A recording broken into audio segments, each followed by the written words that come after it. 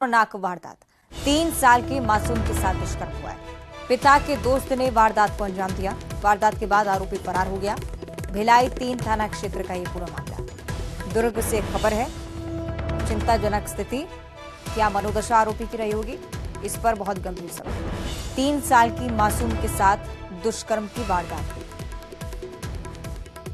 किसी अनजान ने नहीं, पिता के दोस्त ने वारदात को अंजाम दिया है। वारदात के बाद आरोपी मौके से फरार हो गया।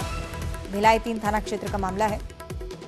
मामला संज्ञान में आने पर पुलिस को भी जानकारी दी गई है। आरोपी की तलाश में पुलिस लगातार जुटी हुई। दुर्ग से ये बड़ी खबर हम आपको बता रहे हैं, चिंताजनक खबर आपको बता रहे हैं। एक ऐसी खबर जिस पर निश्चित ही मनोदशा को लेकर सवाल जरूर खड़े होते हैं।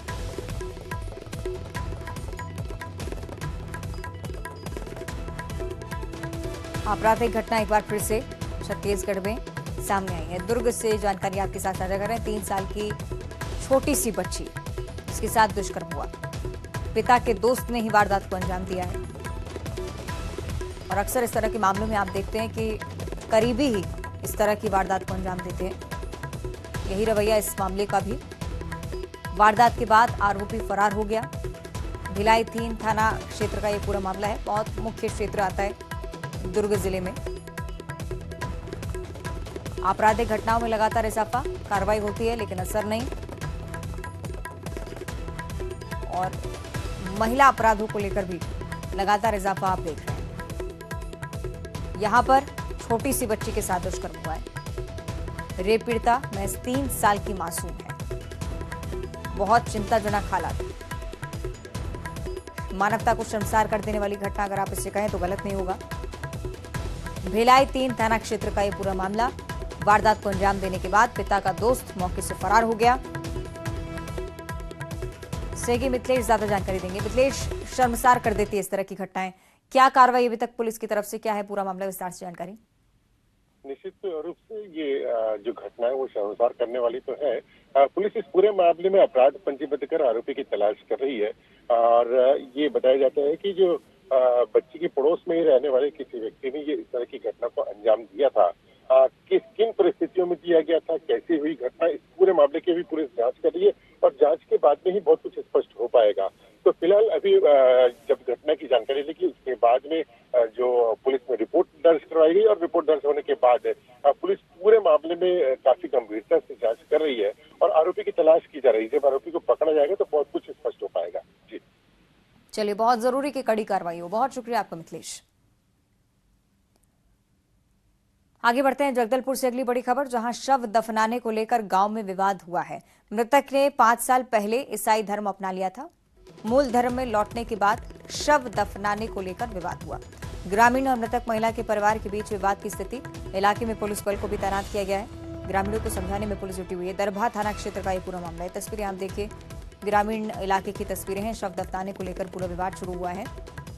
ये बताया गया कि 5 साल पहले ईसाई धर्म अपना लिया था और उसके बाद ग्रामीण इस बात पर अड़े हुए हैं कि इस व्यक्ति का शव इस इलाके में नहीं दफनाया जाएगा। इसी को लेकर चिंता की स्थिति, गंभीर हालात। पुलिस तैनात करनी पड़ी है मौके पर। हालातों को संभालती हुई पुलिस मुस्तैद।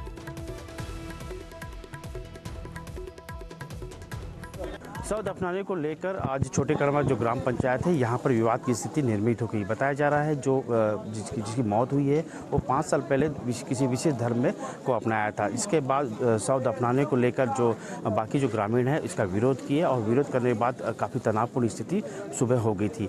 लेकिन स्थिति को देखते हुए जिला प्रशासन और पुलिस प्रशासन मौके पर मौजूद है। भारी संख्या में पुलिस बल तैनात किया गया है। लोगों को समझाइश दी जा रही है ताकि स्थिति किसी तरह से बिगड़े ना। हालात को देखकर दोनों पक्षों में बातचीत की जा रही है और जो जिसकी डेथ हुई है उसको पुनः धर्म में वापसी के लिए, मूल धर्म में वापसी के लिए बातचीत की जा रही है। दोनों ओर से बातचीत की गई है और वो जल्द ही मूल धर्म में वापस लौटेंगे। फिलहाल गांव की स्थिति को देखते हुए गांव में सुरक्षा बल लगाया गया, पुलिस बल की तैनाती की गई है ताकि गाँव में स्थिति बिगड़े नहीं। देखना होगा कि जो गाँव में जो स्थिति अभी बनी है इसको लेकर गाँव के जो लोग हैं आपस में बातचीत करेंगे और उसके बाद ही स्थिति स्पष्ट होगी। श्रीनिवास नायडू, न्यूज़ 18, जगदलपुर। और दिल्ली से अगली बड़ी खबर, जहां G20 में बेस्ट ड्यूटी करने वालों को सम्मानित किया जाना है। प्रधानमंत्री मोदी पुलिस वालों के साथ डिनर भी करेंगे। पीएमओ ने दिल्ली पुलिस से नाम मंगवाए हैं। हर जोन में से 5 से 6 पुलिस वालों को सम्मान दिया जाना है। पुलिस कमिश्नर भी इसमें सम्मानित किए जाएंगे। तो ये बड़ी जानकारी दिल्ली के लिहाज से। G20 का सम्मेलन हुआ, पुलिस सबसे अच्छे से यहाँ पर काम कर रही थी। सराहनीय कार्रवाई यहाँ पर पुलिस की तरफ से। ड्यूटी के दौरान भी पूरी तरह से सजग यहाँ पर पुलिस नजर आई और इसी के चलते बेस्ट ड्यूटी करने वालों को सम्मानित किया जाएगा केंद्र सरकार की तरफ से। प्रधानमंत्री नरेंद्र मोदी सभी पुलिस वालों के साथ डिनर करेंगे। पीएमओ ने दिल्ली पुलिस से जानकारी भी मंगवाई है। हर जोन से 5-5 पुलिस वालों के नाम मंगवाए गए हैं। पुलिस कमिश्नर्स भी मौजूद रहेंगे, उनका भी सम्मान यहाँ पर होगा। हौसला अफजाई के लिए केंद्र सरकार की तरफ से पहल। G20 का आयोजन हुआ, आपने देखा बहुत बड़े स्तर पर यह आयोजन था। अलग अलग देशों के राष्ट्राध्यक्ष पहुंचे। बहुत बड़ी संख्या में पुलिस की तैनाती थी। कहीं भी चूक ना हो, इसकी कोशिश पुलिस की तरफ से सबसे ज्यादा अच्छे से नजर आई। मैनेजमेंट बहुत अच्छा दिल्ली में देखने को मिला। किसी तरह की कोई भी लापरवाही वहां पर नहीं हुई। ये एक अच्छा विषय।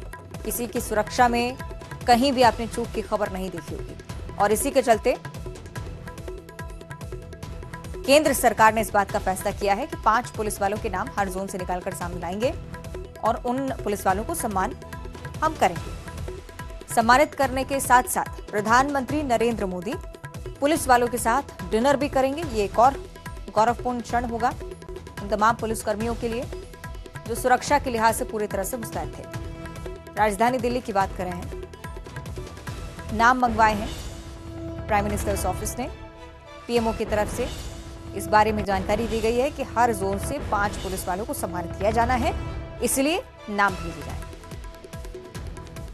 हमारे सहयोगी शिवम हमें ज्यादा जानकारी देंगे। शिवम, गौरवपूर्ण क्षण होगा अगर प्रधानमंत्री डिनर करते हैं, सम्मानित करते हैं। क्या कुछ रहेगा कार्यक्रम का सिलसिला, इस पर जानकारी। G20 की जो सुरक्षा थी उसमें सबसे महत्वपूर्ण पहलू ये था कि 20 ताकतवर राष्ट्राध्यक्ष एक साथ दिल्ली में होंगे। उस दौरान उनकी सुरक्षा को संभालना महत्वपूर्ण पहलू था।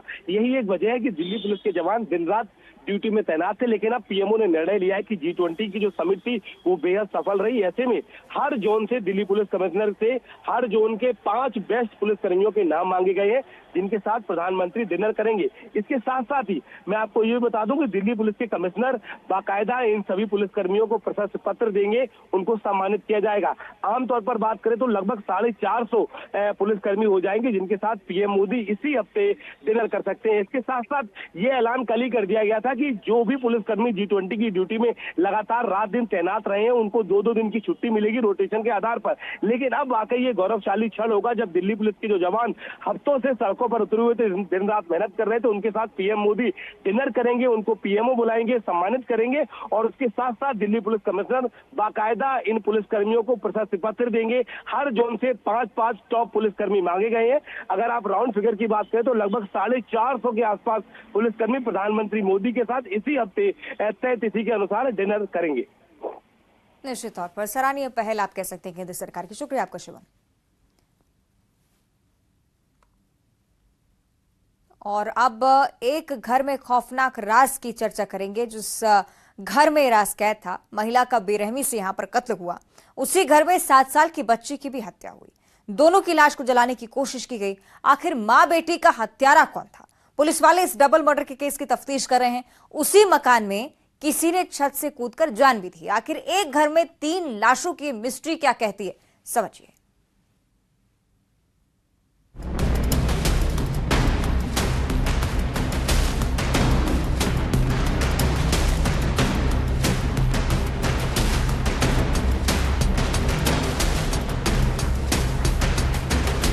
अभी सर ऐसा लगा नहीं हमको कि कुछ चल रहा हो इनके।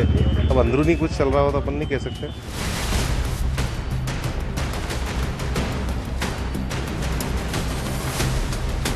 महिला की बॉडी है उस पर क्योंकि ब्लीडिंग भी हुई है, तो ये संभावना है कि किसी हथियार से, मतलब या तो ब्लंट ऑब्जेक्ट या फिर धारा हथियार से भी इस्तेमाल किया गया है। साथ में उसके बाद उसको जलाने का भी प्रयास किया गया है बॉडी को।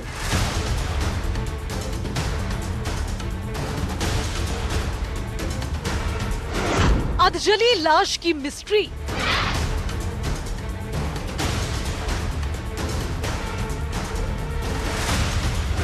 महिला का बेरहमी से मर्डर।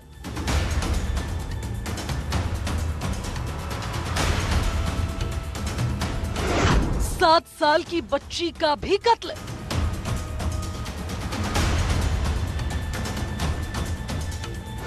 छत से कूदा हत्यारा। एक घर, 3 लाशें, कलह में कत्ल। इस इलाके में सब सन्न है, सबकी निगाहें इस घर की तरफ है, जिस घर में एक ऐसा राज कैद था जो दिल दहलाने वाला है। मंदसौर के पिपलिया मंडी थाना इलाके के टीला खेड़ा गांव में एक घर में 2 लाशें मिली। ये लाशें अधजली थी। महिला का बेरहमी से कत्ल किया गया, जिसके चेहरे पर निशान भी है। घर में ही एक और लाश थी। ये लाश 7 साल की बच्ची की थी, जिसकी लाश को भी जलाने की कोशिश की गई। आखिर अधजली लाश की ये मिस्ट्री क्या है? महिला की उम्र 40 साल थी। मृतका सुनीता और उसकी बेटी का कत्ल किया गया था। आज सुबह सुबह सूचना मिली थी कि पिपलिया मंडी थाना क्षेत्र में जो कस्बा एरिया है, वहाँ पे एक घर में 2 डेड बॉडी है। इसमें एक महिला और उसी की बच्ची है। तो उसी में आगे तफ्तीश करना शुरू की, तो पीछे तफ्तीश करते करते एक और डेड बॉडी बरामद हुई। पुलिस वाले इस डबल मर्डर की गुत्थी को सुलझा पाते तभी पुलिस वालों को किसी ने बताया कि कोई छत के नीचे से गिरा हुआ है। आखिर छत से कौन गिरा था, या कहे कूदा था, जिसे इलाज के लिए अस्पताल ले जाया गया, लेकिन उस शख्स की मौत हो चुकी थी। ये लाश थी 21 साल के विनोद माली की। आखिर एक मकान और 3 लाशों का ये राज क्या है? तो अभी जो प्रथम दृष्टया घटनाक्रम समझ में आ रहा है कि इसमें जो मृतिका है, मृतिका और मृतिका की बच्ची की हत्या उनके सौतेले बेटे के द्वारा आपसी घरेलू विवाद के चलते होना संभावित है। पुष्टि जो हम लोग इसको बाद में जो भी पीएम होगा और उसके बाद जो अन्य इन्वेस्टिगेशन में साक्ष्य आएंगे उस हिसाब से ही कर पाएंगे इस तथ्य की। बट प्रथम दृष्टया ऐसा समझ में आ रहा है कि इन दोनों की हत्या जो मृतिका है, सुनीता पति किशोर माली, और उनकी बेटी है जो कि 7 वर्षीय बेटी है, इनकी हत्या इनके सौतेले बेटे विनोद के द्वारा की गई, तथा उसके बाद उसके द्वारा ऊपर से कूद कर अपनी जान दे दी। बेटे ने कूद कर जान दे दी, जिसका इलाज के दौरान उसकी मृत्यु हुई। विनोद ने क्या सुसाइड किया था? अगर हाँ, तो वजह क्या थी? ये घर किशोर माली का है। विनोद उनका बेटा था और सुनीता और 7 साल की बच्ची पत्नी और बेटी। तो क्या बेटा माँ और बहन से नफरत करता था? तो इस कहानी में एक और ट्विस्ट है। सुनीता और 7 साल की बच्ची विनोद की सौतेली माँ और सौतेली बहन थी। किशोर माली ने करीब 8-10 महीने पहले दूसरी शादी की। किशोर माली के पहली पत्नी से 3 बच्चे हैं, बेटा विनोद और 2 बेटियां। देखिए, जो महिला की बॉडी है उस पे क्योंकि ब्लीडिंग भी हुई है, तो ये संभावना है कि किसी हथियार से, मतलब या तो ब्लंट ऑब्जेक्ट या फिर धारा हथियार से भी इस्तेमाल किया गया है। साथ में उसके बाद उसको जलाने का भी प्रयास किया गया है बॉडी को, तो उस पे भी आगे इन्वेस्टिगेशन हम जारी करेंगे। जिस तरह से विनोद ने अपनी सौतेली माँ का मर्डर किया, सौतेली बहन की जान ली, वो आखिर किस ओर इशारा कर रहा है? क्या कलह में ये कत्ल हुआ? लोगों की माने तो उन्हें ना तो लड़ाई झगड़े की बात सुनाई देती थी और ना ही कत्ल के वक्त आवाज आई। अभी ऐसा लगा नहीं हमको कि कुछ चल रहा हो इनके। अब अंदरूनी कुछ चल रहा हो तो अपन नहीं कह सकते। प्रथम दृष्टया ये निकल के आ रहा है, बट अभी मैं कोई भी ऑथेंटिक नहीं जानकारी दे पाऊंगा। सब विवेचना का विषय है, उसमें अभी पीएम होगा, उसके बाद अग्रिम अभी परिवार भी बातचीत करने की स्थिति में नहीं है, तो परिवारजनों से बातचीत होगी, उसके बाद सही तथ्य निकल के आएंगे। क्या पारिवारिक कलह में इस कत्ल का राज कैद है, या फिर कत्ल के पीछे कोई ऐसी वजह है जो हैरान करने वाली है? सौतेली माँ और सौतेली बहन की हत्या के बाद विनोद ने सुसाइड क्यों किया? एक मकान और 3 लाशों की ये मिस्ट्री क्या है? मंदसौर से नरेंद्र धनोतिया के साथ bureau report news 18 Madhya Pradesh Chhattisgarh.